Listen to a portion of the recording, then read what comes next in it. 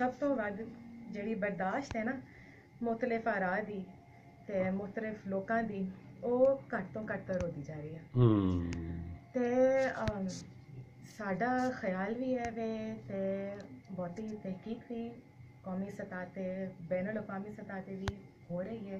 ते सानू ये दस रही है कि एक मुल्क का एक कौम का किरदार जिहड़ा है ना वो थोड़ा थम जाता है जब तुसी आपस ਵਿੱਚ एक दूजे ਨੂੰ कबूल करना ਛੱਡ ਦਿੰਦੇ ਹੋ ਤੇ ਸਾਡੀ ਕੋਸ਼ਿਸ਼ ਇਹ ਹੋਈ ਹੈ ਕਿ ਬੱਚਿਆਂ ਨੂੰ ਇੱਕ मौका दिता जाए कि वो पाकिस्तान की रंगारंगी वेखण दूसरे लोगों को समझण ते एक दूसरे की जिहड़ी अगेन मुख्तलिफ आरा ने उन्होंने सुनिए सुनन सीखण किस तरह तुसीं इहनूं डिजाइन किस तरह कीता असीं अजे जिहड़ा काम कीता ना एक मॉड्यूल डिजाइन कीता है ओहदा स्ट्रक्चर इंज है कि चंद एक मास्टर ट्रेनर्स जिहड़े ने स्कूल सरकारी स्कूल उन्होंने ट्रेनिंग दी है कि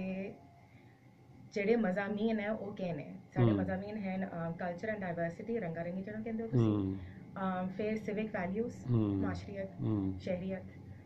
फिर है जी रिजिलियंस तुहाडे जिहड़ा मुख्तलिफ हादसात नूं ते परेशानियां नूं सहन दी जिहड़ी सकत है वो ते आखिर च है बर्दाश्त कि इन्हां सारियां चीज़ां दा कोई फ़ायदा नहीं जद तक तुसी बर्दाश्त नहीं कर सकते ते नाल लोकां नूं ते मुख्तलिफ चीज़ां नूं कबूल नहीं कर सकते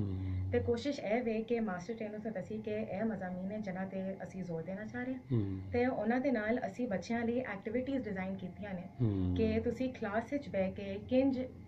लोकां बच्चियां नूं ना दसे बगैर उन्हां नूं एक्टिविटीज़ दे जरिए ये सारा कुछ समझा दो डेमोनस्ट्रेट करना सिखा दो मसलन एक एक्टिविटी है जिहदे बच्चे ना मिल के कोई एक पेपर नाल कागज़ नाल टावर्स बनाने की कोशिश करें पर ग्रुप विच दो बच्चों नूं तुसी बोलन ना दिओ ते वो ग्रुप कितना अच्छा काम कर सकेगा जेडे दो बच्चे बोल नहीं सकते वो कंट्रीब्यूट कर सकणगे कि नहीं ते एदा तुहाडे आखिरी प्रोजेक्ट ते असर की होंदा है ਇਹਦੇ ਜ਼ਰੀਏ ਅਸੀਂ ਬੱਚਿਆਂ ਨੂੰ ਸਮਝਾਉਣ ਦੀ ਕੋਸ਼ਿਸ਼ ਕਰਾਂ ਕਿ ਜੇ ਤੁਸੀਂ ਆਪਣੇ ਗਰੁੱਪ ਵਿੱਚ ਆਪਣੇ ਮੁਲਕ ਵਿੱਚ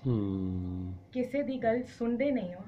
ਤੇ ਸਾਰਿਆਂ ਦੇ ਕੰਮ ਤੇ ਅਸਰ ਪੈਂਦਾ ਹੈ ਸਾਰਿਆਂ ਦੀ ਪ੍ਰੋਡਕਟਿਵਿਟੀ ਘਟ ਜਾਂਦੀ ਹੈ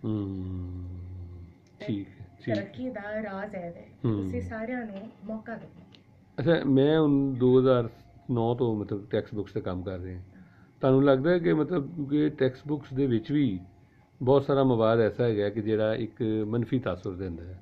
मतलब बाइसिस हैगे ने मुख्तलिफ किस्म के ते जदों टैक्सट बुक्स दे विच बाइसिस होणगे तां उहनूं किस तरह तुसीं एड्रैस करोगे क्योंकि उहनूं तां तुसीं बदल नहीं सकते देखो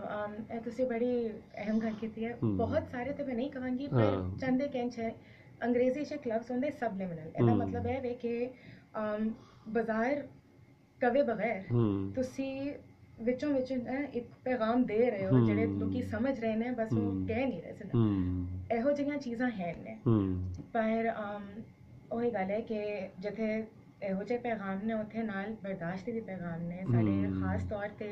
ਜਿਹੜੀ इस्लामियत ਦੀਆਂ किताबां ने ते ਜਿਹੜੀ उर्दू ਦੀਆਂ किताबां ने ਉਹਨਾਂ ਵਿੱਚ मजहब ਦੇ ਨਜ਼ਰੀਏ ਤੋਂ ਤੇ ਮੁਆਸ਼ੀ ਨਜ਼ਰੀਏ ਤੋਂ ਬੜੇ ਇਹੋ ਜਿਹੇ ਸਬਕ ਦਿੱਤੇ ਨੇ ਬੱਚਿਆਂ ਨੂੰ